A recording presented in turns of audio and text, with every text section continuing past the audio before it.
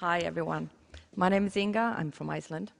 I teach at a commercial college in Iceland, and I'd like to, in a few words, tell you that our system is a bit different than here, because our colleges actually go from age 16 to about 1920. So it's part high school, part college. We usually call it high school in Iceland.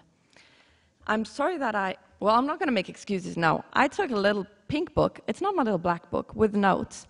And I said to Jeff, anytime that any one of you are ready to make a presentation in Icelandic without notes, I'll do mine here without notes too. So you can start with practicing Eyjafjallajökull before we start spewing ash all over you again. I think I should start with explaining my title a little bit. Are schools burning books? It sounds a bit drastic, and in a way it is. Throughout the ages, people have burned books as a form of censorship, as a way to censor cultural experiences, religious experiences, as a way to dictate what people thought about certain subjects and how much they actually knew about certain subjects. I can't help but wonder whether this is what is slowly, not as drastically, happening in schools all around the world. To explore the state of now in education, I think we have to reflect back as a way to kind of get a platform so that we can see the differences in what is happening. Teachers are used to closed classrooms, closed schools. They're used to being king of their castle. Someone mentioned open classrooms in the 60s, a bit in the 70s. I was part of an experiment as an open classroom in the 80s. That school now has closed classrooms.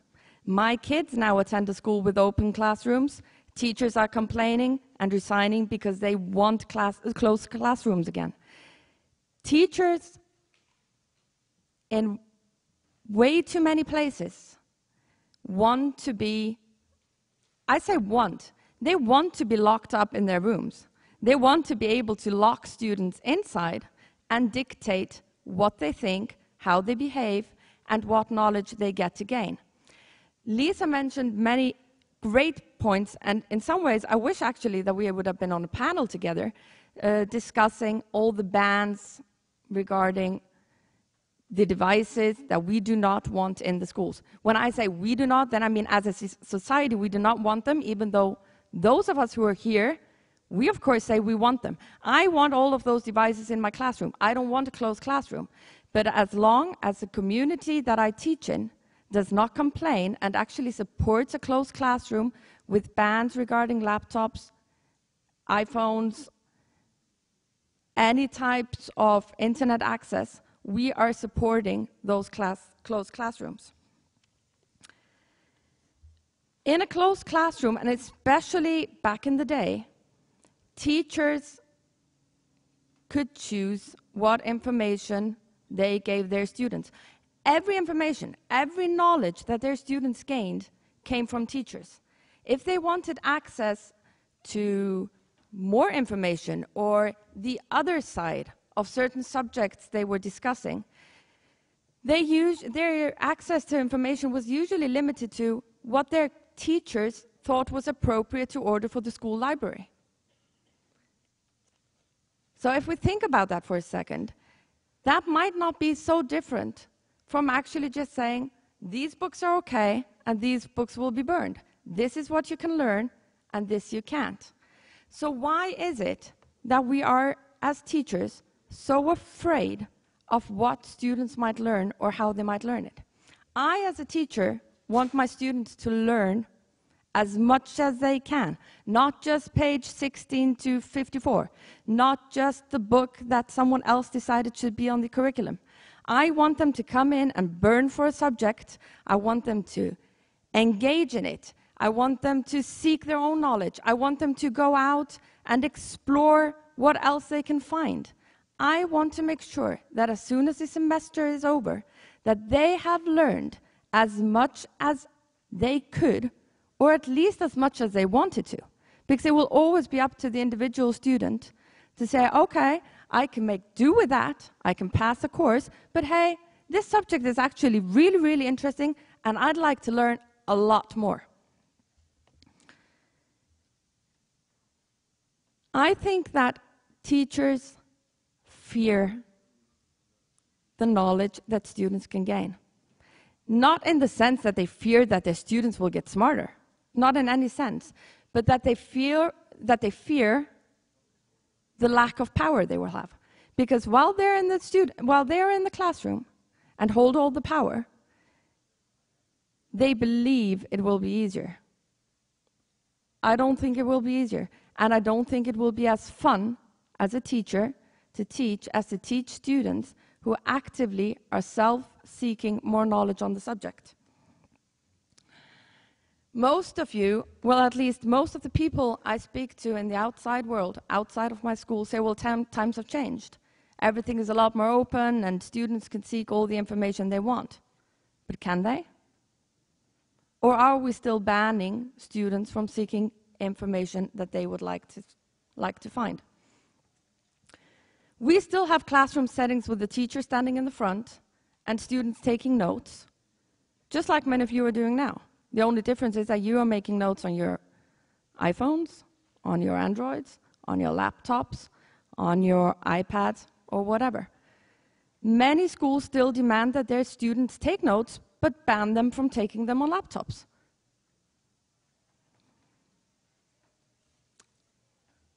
This, I believe, is a much larger threat. This fear of the lack of power in teachers is a much larger threat to our educational system than ever the lack of technological skills or the lack of PCs is. We keep saying we need 1 PC per student. We need a whole new lab of computers. We need teachers to take courses and learn how to use the new technology. First of all, we need to make sure that teachers want to learn the new technology. And we need to teach teachers to seek that knowledge in themselves. It's not that long ago that I actually finished my teacher's degree in Iceland. I had been teaching for a few years before I even went to school to learn to be a teacher.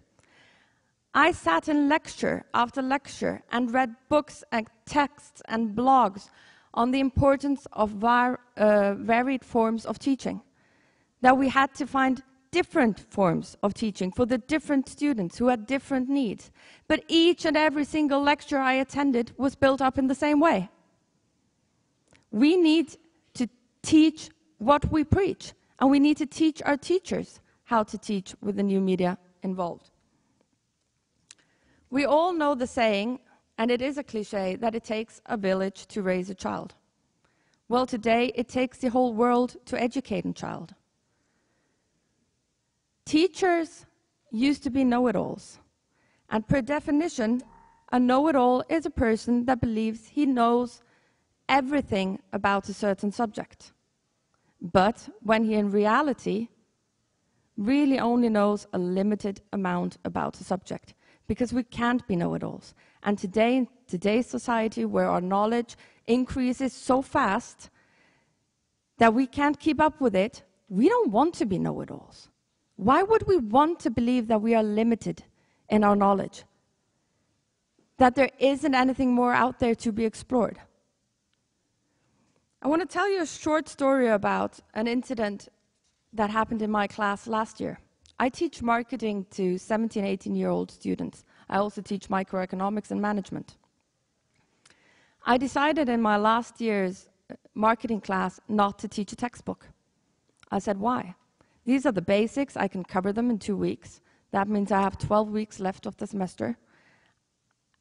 I want them to be active. I want them to read cases. I want them to do stuff. I want them to work with the material they have learned in the last few years. And there is no textbook written in some other country 10 years ago or 5 years ago or 2 years ago that can make my students be active in class.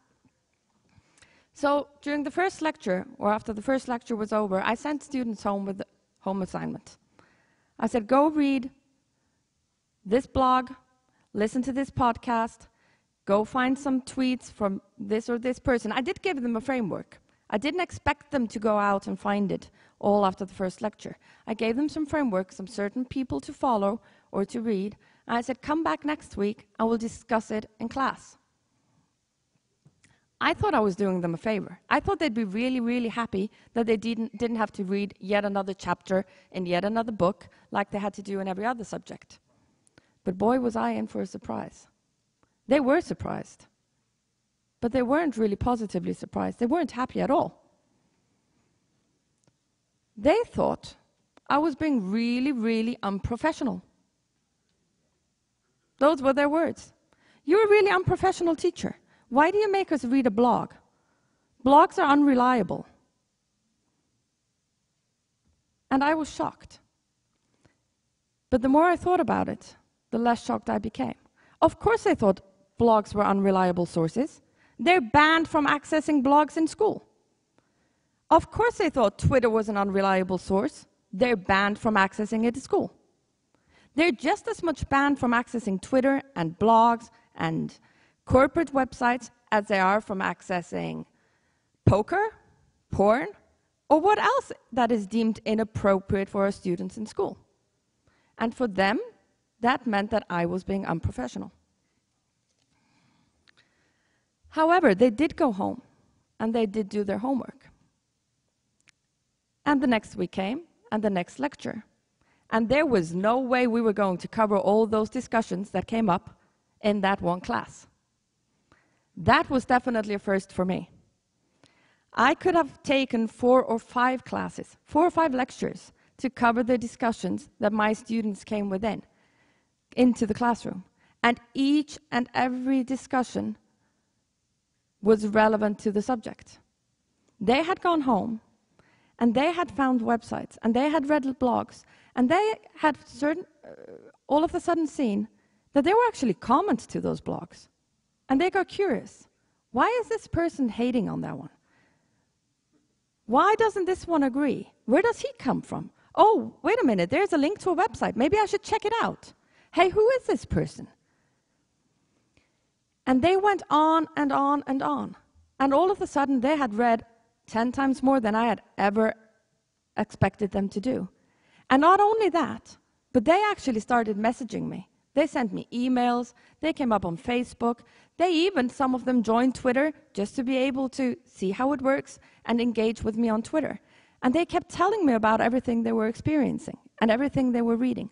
I can tell you that never ever before had I received an email or a phone call from a student sitting at the library to tell me how exciting the book he was reading actually was.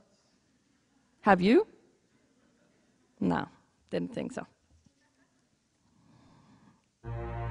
One actually, I'm almost finished. One actually came up to me and said, do you know how cool it is that I, as a high school student in Iceland, can engage with the author of that post in California? And indeed, it is really cool. So we need to open up those classrooms, not by tearing down walls, but by letting all information in, by opening up to new experiences, by letting them engage and interact, and by making sure that we don't feel that the time we spend on technology in class is spent. It's not a expenditure, it's an investment. It's an investment in interaction and in education. And that should be the most focal point of every single subject that is taught. Not only marketing, not because we say it's easy to market on Twitter, not only languages because we say we can engage in different languages on the web, but in every single science course, math course, everywhere around the world. Thank you very much.